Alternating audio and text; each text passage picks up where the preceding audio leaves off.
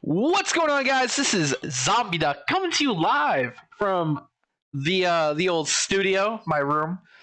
Today we got me and Texas Duck. What up, Texas Duck? Hey, Howdy. We're gonna be discussing Pyramid Head, or as I like to call him, Triangle Head.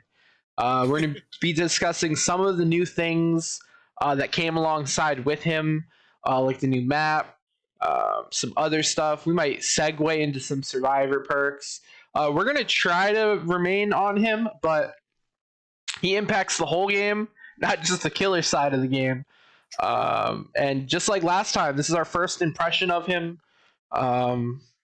Yeah, so let's jump right into it. Texas. Hey, yeah, Triangle Head, as you like to call Yeah. really freaking creepy, I gotta say. And it doesn't help that I've never played Silent Hill. So this is all new to me. So just having that killer with a giant triangle on his head, kind of freaky, in my honest opinion. Yeah, dude, I've never played Silent Hill a day in my life. And at first I was like, he looks stupid.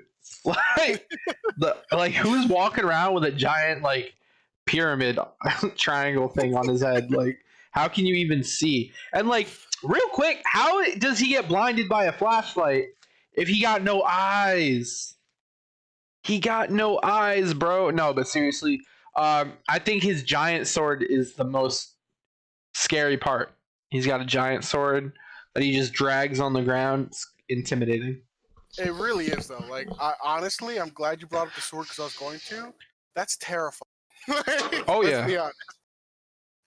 That thing is nasty. And what it does is even nastier. So, jumping right into it. So, we're doing general overview. Then we're going to killer perks, new map, gameplay, tier, meta. I feel like in between killer perks and overview, we should discuss like his kit. Yes. Because I feel like well, I won't tell you how I feel yet. That's for later. Let me just pull up his kit. Rights of Judgment. Boom! There. You got it. All right, so Rights of Judgment. Hold the power button to activate the move forward, then move forward in any direction to carve a trail into the ground. Survivors who walk or run on the trail will trigger Killer Instinct and be afflicted with torment. Survivors affected by torment may be sent to a cage of atonement while they are in a dying state.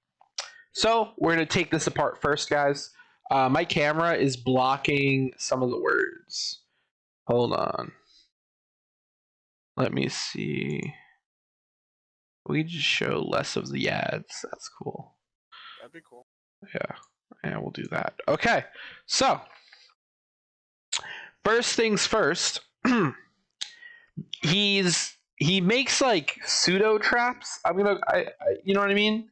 Because the trail inflicts his status effect on you, and Killer Instinct, he gets vision of you. That's insane. So I already see crazy potential with like cutting off loops, or you know what Hag does. When you hook someone, you just drop a little Rights of Judgment on the ground. That's gonna be nasty. Yeah, it will, but you could also kind of counter it too. You know, like if the survivor wants to crouch over it, they actually won't be afflicted with torment, and he won't get his Killer Instinct off. But I do agree this is going to be a really good way for him to just have general control of that. Yeah, it gives him a lot of control, and he moves faster than Hag. So very true. Very true. It's really cool. And he gets, so if they are affected by torment, they can just be sent to a cage, which is a hook state, guys. So He can cage you twice, hook you, and you die. If I'm correct. Yes. So Cage of Atonement counters DI, and it counters flashlighting him. It counters pallet saving your friends. It basically counters any way of interrupting being carried to a hook. It's like an instant hook. Very true. Very true. Which is something I've seen killers enjoy and they don't like, because even though it counts as a hook state, it does not proc hook perks such as barbecue and chili, uh, anything else that requires you to hook someone, like pop. You can't get your pop stack off it. Anything that procs off a hook. They should probably fix that, to be honest with you. That I feel like that's kind of an issue. I don't think it's broken. I think it's meant to be like that. And I think it's like they have to decide between the pros of hooking someone or the pros of instantly hooking your prey. Okay. All right. So it's kind of a toss up. Give one up to get the other. Yeah, exactly. I feel like if they allowed things to proc off it, it'd be way too overpowered. All right, you know what? That's fair. I'll give you that one. Yeah, I feel like it's their way of balance. So next, we have his special attack. This is the other part of his kit that I think is filth. You press the attack button while Rites of Judgment is active. So, we've activated our power, our sword is in the ground, we're making our trail, we hit our attack button, and we perform Punishment of the Damned. And we unleash a wave of force, damaging any survivor in its path. It doesn't talk about a range here, but it's a pretty short range. I want to see. So this is called Punishment of the Damned. Mike, why don't you start talking about it? I'm going to see if it gives us a length. Go for it. So I know for a fact our opinions are going to kind of conflict here, and that's okay. That's also part of the video. We get to hear like multiple perspectives on it. I can see how this could kind of people looping, and I agree on that mindset, but I don't really feel like it's too powerful. Just from the playtesting I've done against them, I feel like it's one of those things where it gets to the core of Dead by Daylight, which is just mind gaming in general. That's going to be a huge part of the game. And for the most part, granted, it's still in the early stages. People are still figuring him out. I can kind of predict when people are going to go for it, which makes it easy to kind of do some fake outs and kind of dodge it and waste their times on really small 50-50 loops, where if they just committed to go for the bloodlust into a swing, it would have killed that loop a lot faster than them relying on their ability and me buying more time from my team. So that's kind of my take on. I see your take on the ability. I couldn't find a length. I'm just gonna skip over it. I don't want to waste too much time looking for it. But maybe it's down here. No. But I'm gonna go on with my point real quick. So I think I agree that it gets down to the mind games, but we've already seen survivors take a nerf to their pallets and their loops. They've taken a nerf to their strong loops. So you already have less safe options in the game, and now they've introduced a killer that can exploit that even more. Because this Punishment of the Damned strike goes through walls, lockers, anything really, except for a level difference, which we'll talk about in a second. But and all they have to do, a smart killer who knows like they're losing the mind games. I feel like early on you can tell which survivors you can mind game and which survivors are outplaying you. That's fair. So for the survivors that you're outplaying, you're gonna predict where they're going and you're gonna Punishment of the Damned them. For the players that are outplaying you, you just wait until they commit to a vault or dropping a pallet, and then you Punishment of the Damned them. And once they're in that animation, they're locked in. So that's why I think it's a very strong ability. Okay. I feel like as long as you're a competent killer, and you know who you can't outplay and who you can outplay, you will use your ability smart, and you will use it accordingly. Because when I'm playing killer, I quickly realize which survivors are more annoying than others. Like who's looping me longer, and I have to give up on them so I can continue gen pressure, and who am I getting down in 2 seconds. And then I prioritize accordingly how to play the rest of my game. So we've already talked about Cage of Atonement, but here it says survivors in a Cage of Atonement can be sacrificed if they were in a hook. We already knew that. During the second phase of the summoning ritual, they will be forced to complete a skill check to hold off the entity. Being rescued or rescuing other survivors from a Cage of Atonement will remove torment. So I actually haven't done too much research on this. Are you telling me on their second Cage of Atonement they have to do skill checks? Yes. Unlike on a normal hook where you're just spamming whatever button you have, I play on controller, so it's the A button. Instead of doing that, you're just kind of chilling, and then you'll periodically get skill checks that slowly get smaller and smaller, but they start relatively big. Where like you'd have to be bad in order to miss it. And if you do miss the skill check, it only slightly regresses that meter before you die. But it's nothing like, oh, you missed one skill check, you're automatically dead. That's not the case at all. This is just, in my opinion, just a way of giving you a little short mini game while you wait for someone to hopefully save you. That's how I kind of view it. Okay. Okay. But it doesn't give points, believe it or not. You don't get points for the skill checks, which is kind of dumb. That is kind of dumb because they're like, I don't know, it's a skill thing. Like, There, like, give me a few points. yeah, exactly. Moving right along, we have these are the power trivia or stats. The Rights of Judgment take 1 second to activate. Rights of Judgment lasts for 5 seconds and requires a recharge. The fixed recharge rate takes blah blah blah. Killer Instinct is only 3 seconds. It's a lot shorter than it is on Legion. Mm-hmm. But I feel like the Killer Instinct was a nice touch because it combos well with Punishment of the Damned. He can see where you are and then use it to attack through the wall. Punishment of the Damned has a cooldown of 2.7 seconds. Punishment trial spawn delay.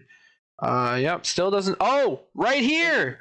The length is 8 meters! Yes! 8 meters is nothing! Metris? 8 Metris? What incarnations is Metris? I'm sorry, you don't read Texan? Dude, tell me that doesn't say Metris. Oh, you can't see what I'm looking at. No, it says Metris. It's Texan for meters. Oh, thank God. I'll excuse the ignorance. Oh, I thought I was ignorant. Okay. So yeah, 8 meters, that's nothing. That's literally nothing. Because his terror rate is 32 meters. He can get it down to like 10 meters with that perk. That's nothing, dude. That's so short. It's short, but it does what it's meant to do, and that's mostly just for loops. Loops and windows when you're in chases. That's fair. That's fair. Is compromised of individual trial elements take up trial as a whole? What is tormented trial? Hello. So when he pulls down his sword and he like leaves that trail, that's the trail that's left behind. Oh, so these are the these are the stats for it. 100 trial elements can coexist at any given time on the map, at which point they will start to replace oldest ones, okay, in chronological order. Only 25 restricted trial elements may coexist at any given time. So I guess restricted would mean like overlapping? Yeah. Trial elements remain for 75 seconds. That's a minute and a quarter. Yeah, in my opinion, it's a little long. Yeah, I feel like the timer's okay because his limit is 100 trial elements, and he would then have to decide whether not using his ability to keep it on the hooked survivor or using it to finish his chase faster. You know what I mean? because he can Yeah, use it to cut off the loop and then down, but it might dissolve the previous trials he has guarding his hooked victim. that's true. So I feel like the timer is okay because he has limited resources. Restricted trial only remain for 3 seconds. I don't know what restricted is. Elements are spawned with following different props. Oh, well, there you go. Explaining it after you've mentioned it twice. Okay. We have restricted trial elements are spawned at the following distance to props: within 4 meters of a hook and generator, within 3 meters of the exit gate. So this prevents the killer from abusing it. I feel that's what this measure is for. It's like it prevents him from putting his stuff way too close to things and making it That's true. impossible. Like trapping the trapping the exit gate, but then the countermeasure to that is just disable the trap. With Hag, you like light beam her trap or you crouch. Actually, same thing here. You could just crouch it. I don't know why they're putting a restriction on it. Yeah. Okay. This I feel like this has raised more questions than answers, but it's okay. We'll get there. We'll get there. Let's see. So let's go over his perks. Take it away, Texas. All right, give me 1 second because I want to pull perks up. So we have forced penance. Yeah. Survivors who take a protection hit are inflicted with the status effect that lasts for 20, 25, 30 seconds, depending.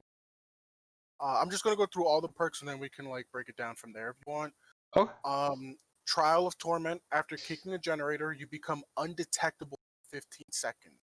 During this time, the generator's aura is revealed in yellow to all survivors. Trial of Torment can only be triggered once every 120, 100 seconds. And then we have Deathbound. When a survivor heals another survivor from 1 health state at least 32 meters away from the kill, the survivor performing the healing action will scream, revealing their location and activating Deathbound for the next 45 seconds. During that time, the survivor will suffer Oblivious status effect when further than 16, 12, 8 meters away from the healed survivor. I gotta be honest with you, these perks kind of seem lackluster in my opinion. Yeah, so I feel like we can do a quick like first impression of them, and we can dive into them a little bit. So I agree. I think these killer perks are terrible. I don't think they do much for the game. I mean, I wouldn't say they're terrible. They're just severely niche. So like force penance, the survivors who take a protection hit. I could see Legion using it. I can't see. I can't really see. Um, I can't really see Pyramid Head using it because his abilities already deter protection hits because his judgment slash thing can go through multiple survivors. So that's already like, if you're lining up for a protection hit, you're lining up to die. Well, it's kind of to counter certain builds that are kind of popular within the meta, in my opinion. So such as like Metal of Man, where if you take 3 protection hits, the next hit that would have downed you, you get endurance, so you can kind of take that extra hit. So people going for that tanky build where they want their rewarded for taking protection hits, now suddenly get penalized for it because yeah, you got that protection hit off, but you know for the next half minute you can't insta heal yourself. You can't heal up very quickly. I can go one shot you now because of that play. Yeah, I feel like force pen. Like I feel like they shouldn't have to run a perk to counter something To specific. counter one that's like I said, it's very niche. Yeah, that's But like I someone running the Trapper perk to counter Trapper. You know what I mean? And yeah, then you're no, yeah, going of like, course. wow, yeah, I'm so glad I ran this perk against the other like bajillion killers. So, like I said, his perks are overwhelming. But I could see where the devs were thinking when they made this perk. They're trying to counter a slightly popular build that is in the meta. But That's it's lackluster because it's very niche. that's fair. And you know what? Maybe this perk just existing will have less Medal of Man players because True. this perk exists, which is what Decisive Strike does. I feel because not everyone has to run Decisive Strike. Just the fact that it exists stops killers from tunneling That's as true. hard. That's true. Your guide. So the Trial of Torment is probably the only perk on here that I feel like does something semi useful. Yeah, I I'm would agree. pretty harsh on these killer perks, guys. After kicking a gen, you become undetectable for 15 seconds. That's pretty good. Being undetectable in this game is nice. They can't hear you coming. During this time, Generator's aura is revealed in yellow to all survivors. So, if survivors aren't paying attention, they can actually mistake that for what's that one perk that highlights a better, gen that better you're together. better together. If someone's not paying attention, this could actually trick a survivor into thinking it's better together, which is actually pretty funny because then you're undetectable, right? You're waiting nearby. You see someone come over, be like, "Yo, where's the homie at?" And you jump them. That's true. That's Um, actually very true. that's the only reason I like that perk, honestly. I Um, think they should add a little bit more time for the undetectable status because 15 seconds seems kind of short. mhm. Maybe just a few, like 20 seconds, so like an extra 5, you know? Yeah, absolutely. I agree with that. And then we But yeah, have Deathbound. the worst out of the three perks. I kind of disagree. I Okay. think of the three, this is my preferred. Okay. Well, we'll get into it. I think this perk is super complicated. And I think when I'm playing and I'm in the heat of the chase, I am not doing the math on has this person healed this person? Are they 32 meters away from me? Are they at least blah blah blah apart? I'm nope, nope, nope, So nope. look, the whole point of this perk, and it pairs very well with other builds. I forgot the phobia. So like if you're healing within the terror radius of the killer, you are penalized in terms of the healing speed. So it incentivizes players to heal outside of the terror radius, which is kind of the norm, right? Guess what? Because they're healing outside of your terror radius, once they've been fully healed, you're gonna get a notification saying, "Hey, someone just screamed there because they just healed up." So now you get to go to that proximity. And then the cool part is the person who did the healing now suffers from oblivious, meaning they can't see your red stain. So if you are able to catch them and you get into a chase, they lost a good amount of information they would use to loop you. That's why I feel like it's an okay perk. Is it like God tier? Heck no. Not at all. Yeah, Is it but niche? Not as niche as the others. they also have to be a certain distance from whoever healed them, That's in order for them to not have oblivious. which is so much. There's so much packed into this perk. I feel like people aren't going to use it. I feel like it's just going to sit there.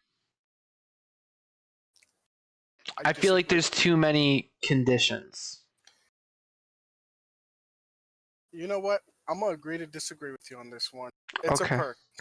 Okay, you're right. We would probably go back and forth for an hour Yes. on one perk. On one Yes. perk. So you know what? I respect it. We're gonna move on with our There lives. we go. The new map, which I think I can pull up on here.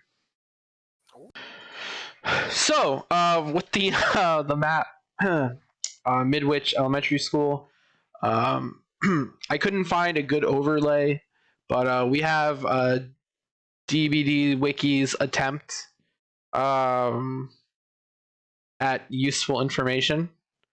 I'm not gonna read it, but I'm gonna leave it right there for you guys.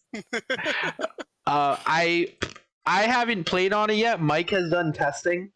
I have been doing research. So from my research, I think it's very survivor favored. I think there's a lot of 50-50 pallets on this map. And I think it helps with disengaging from a loop because they're 50-50 and you can't stay at them long, you can move on to the next one with relative ease. And you know what? I agree with that 100%. So like as you stated, I've been playtesting for a while now. Not crazy long, but like I have a good chunk of hours put in, and this map is obviously coming rotational a lot, PTB. Um, and it honestly does kind of feel survivor sided just a bit. Um, which is funny because whenever you hear that statement, you just assume, oh great, there's a bunch of like safe pallets where they're probably camping it, they're like crazy, and it's the opposite. It's just as you said, you nailed it. They have so many unsafe pallets scattered throughout the map, which means you can literally run into a random classroom. There's gonna be a pallet there that you can use. Is it safe? No, but if you're looping it right and if you get that stun off, it gives you enough time to run to the next location and then have another pallet on standby. So it definitely feels really survivor sided in that aspect, but at the same time, it's not completely broken, right? If you can avoid that pallet stun, you can force them into a situation where you go bloodlust play. You don't necessarily have to break it because they're mostly unsafe pallets. So you still will get rewarded as a killer committing to the chase. It'll just take you a bit longer, but at least you're not being screwed by really bad map design. Right. That's my take on that one. Yeah, no, I agree with that. And if you're playing the new killer, you don't even have to waste time. You just judgment slash right through that stuff, and you're like, oh look, you're down. Okay, let me break this pallet for points real quick. Yeah, no, I completely agree with that assessment of the new map.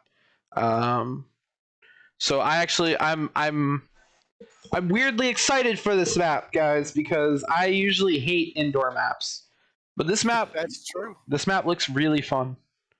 I think it's much better designed than the previous indoor maps. I mean, with that, I think we're going to move right along to gameplay and tier of the killer. So, gameplay wise, I think he is a very strong killer. Uh, I have a couple examples from when I'm doing killer research, guys, or when I'm bored and I want to get better at killer, because I mostly play Survivor with Mike and our friends. I watch my boy, my senpai, sensei, Ryuga. I'm going to be leaving a link to Ryuga's channel in the description and the specific video I'm going to be referencing. But Ryuga is a phenomenal killer. He's tier 3 to every killer in the game. He has a lot of hours in the game. And he is probably the best Legion player I've seen. He's been testing this guy since he came out yesterday after the announcement. And what he's been doing in his latest video is basically once he gets them tormented, because torment doesn't wear off if you don't cage them. If you don't cage anybody, torment will stay on the survivor the entire game. He will hook them until they're at their final hook state, and then instead of hooking them when he downs them, he just uses the built-in Mori that Pyramid Head has in his kit, which is really solid, actually. That's probably the best way to play this guy. In the video, he actually talks about specific instances where you would want to cage. So I'm not going to get too in depth about that. I feel like you should check out the video. And he plays a lot of 50-50 pallets well. He waits for them to commit to an action, and then he uses the judgment slash to cut them off and down them or hit them. So I think he's a very strong killer. But I'm gonna let Texas Duck talk. So I do agree he's a strong killer, and I got to be real honest with you. From what I've been playing, I don't see him being like, a tier A killer. But you know what? There's something that I guess have been overlooking, and that's just the fact that this is still like, as of right now, like what, day 2? Yeah. Everyone is still trying to figure him out. Mm-hmm. So it's not really fair to kind of give that general assessment so early on when people are still trying to learn mechanics.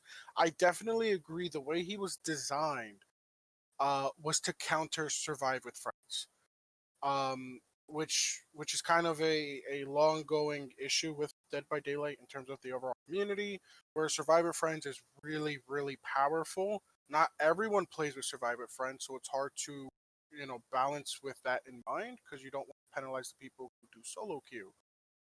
So it's always difficult to kind of get those fine tuning, and I think this was the dev's best way, kind of combating people who are just playing Survivor Friends and using mechanics to their advantage. Obviously, they're not wrong for doing it, but it's very powerful and it can kind of hurt even some veteran killers. So stuff like flashlight saving, body blocking, um, pallet stuns. Let's say you want to sabo hooks, you want to those kind of. This killer doesn't care because he doesn't need that. If you want to get in the way and try to disrupt him while he's going for his hooks, well, you know what? That's why I have this cage in my back pocket, and now I can focus on my next chase because they're just right in front of Yeah. me. Yeah. Yeah, like honestly, I originally thought B tier, at most, but especially because you did send me the video. You're like, hey, this is the person I've been watching. This is where I've been getting a lot of this and after watching him play, because I've developed the mindset, but he put it out there. It's like this is exactly how you should play, not like verbatim, but like this is just a general way you should follow it, and it's successful. And then watching him do it, it's like, huh, this is how people in like I kid you not, a few weeks will be playing this killer when they get a good understanding on how he plays. And obviously, you need game sense too. Not anyone could just pick it up. A week could be phenomenal. It takes time. But I can see him being problematic. So with that said, you know what? I think he'll be an A tier killer. You finally got me. Yes. I've shifted. Yes. Guys, I was gonna debate, but you know what? I was like, you know what? guys, we That had a was a good video. pre-conversation. And then we had a pre-conversation to the pre-conversation. Yeah, we did. Yeah, I thought I was gonna fight you to the bitter end, but you know what? That video did prove the point. This guy was a really phenomenal killer. I'll give him that. And when he was talking about like the way you should play, it was everything that I was thinking about while I was playing against him. So yeah, Guys, Ryuga Senpai, check him out. I'm gonna drop a link. Yeah, I might have to like check out his other stuff. I gotta be honest with Oh you. yeah, he's got some Survivor stuff too. But this is not a plug. Hold on. Let's get back to Oh, yeah. All right, never let's get mind. back to the video though. Let's get back to the video. Yes. Um, you know what? He changed. He really changed his mind because he had flashbacks to to Death Slinger when I called Caleb. God. I'm just saying. Look. But anyway, no. Let's get so. We've actually come to an agreement that he's A tier. That's crazy. I was waiting for a much longer debate. Yeah, I think his kit is designed fundamentally to counter current habits of our survivor community, and it counters fundamentals that these survivors have learned to rely on. That's true. So I think it's either going to foster a new playstyle for survivors, which might not be as altruistic Altruistic. as they currently are. It might actually have survivors going every man for himself, which is something I hope it doesn't play out like that, because I genuinely hate when survivors just dip on the team. You know what I mean? Like either they Yeah. DC or they open the gate early and messing up the whole flow of the game. I really hate that. So I would hate to see this amazing, thrilling new content to promote that. And I'm not saying it is. I'm saying it could be misconstrued by not veterans, the noobs of the game, or the people who are just getting into it. This is gonna force everyone, killers and survivors alike, to play at an elevated level. If you still want to be able to pull off some of the crazy stuff you're able to do. Because this killer more or less says, well, screw you. I don't have to play by those rules anymore. I have a new ability in my kit to kind of raffle stomp you. So now we have to get better at mind games. Your game sense has to be on point. You want to, if there was ever a time to learn how to 360, this is going to have to be it, because you can't rely on the same old tricks anymore. Yep, Which is you might kind of have to put the hit. controller down. You know what? That's a good point, but that's for another video. Uh,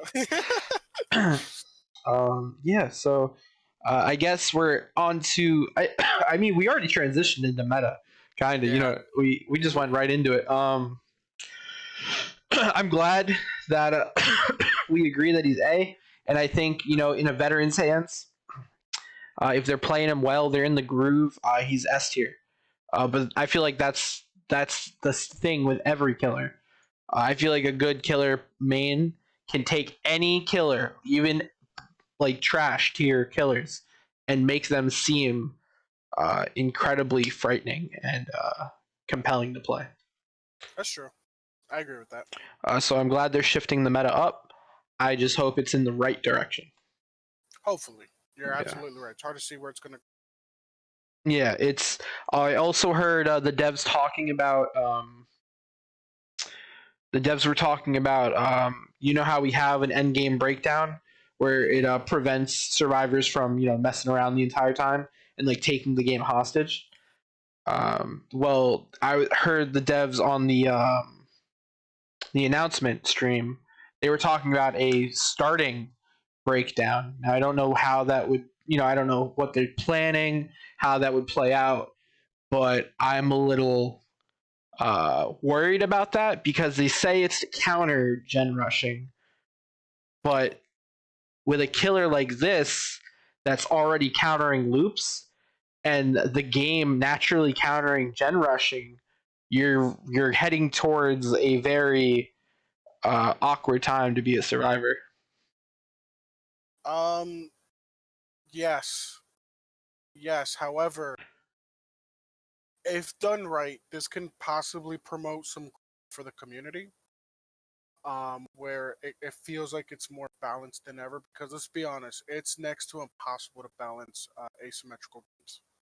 Yeah, You're yeah. gonna have one side too strong, the other side too strong, complaining that the other's too strong. It's really freaking hard. But if they take the time and if they put it together the way they did with this killer, where the intentions at its core is to disrupt survivor friends, honestly, they did a phenomenal job at that.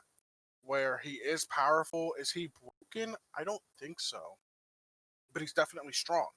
If they Mm-hmm. take the same time and care into developing this like early game, whatever they want to call it, um, it could possibly be good. Because I do agree, gen rushing is kind of an issue, and that's me being a survivor main who enjoys escaping. But that's the honest to god truth. I can't sit here and find it. No, it's perfect. There's issues, and until that's resolved, the community's not never going to get any better.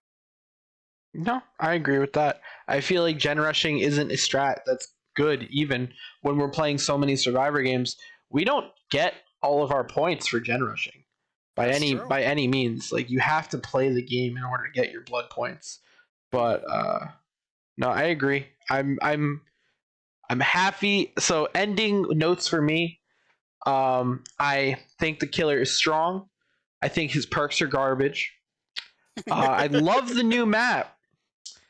I'm excited for where the game is going. I'm just a little afraid of what it might turn into.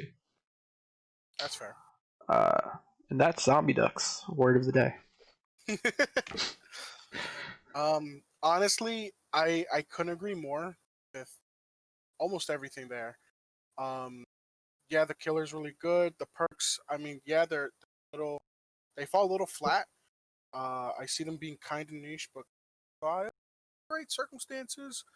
Um, the new map, even though it is kind of survivor favored, it's not too game breaking as well. And I'm just really glad as someone who's been playing the game for a long time now. Like I remember the 2 year anniversary. Granted, I didn't play since day one. I say be a hipster, but I've been playing long enough to where like it should be at the point where I should find the game stale. And I'm not gonna lie, there are certain days where it's like, you know what, I'm not in the. I don't feel Mm-hmm. like getting games today. But every time like this new content drops, even if it's a killer that I've never heard of, I'm always excited because the devs put a lot of time and care into what they do, and you could definitely tell like they're passionate about this game. At this point, one could argue like, oh, it should be getting stale. It's the same gameplay. But guess what? They find some new way to repeat it every time. And honestly, we've had a really strong years. I look forward to seeing what the devs have for us next year because I'm loving every single bit. Yeah, I couldn't agree more. I don't even think the devs knew when they first released this game how big it would blow up or Oh yeah, how long it would live. Like a game lasting 4 years is a long time for a video game. And the seriously. fact that it's getting continued support, they haven't mentioned like a Dead by Daylight 2, we're going for another money grab. No, no, no. Same game. We're going to release DLC, but I love it and I could never agreed more. I think you Oh nailed it yeah. on the head. All right, guys. Well, this was our first impression of the killer. We talked about the map. We didn't talk about the survivor perks. That's okay. I feel like we would have argued about a couple of them. Yes.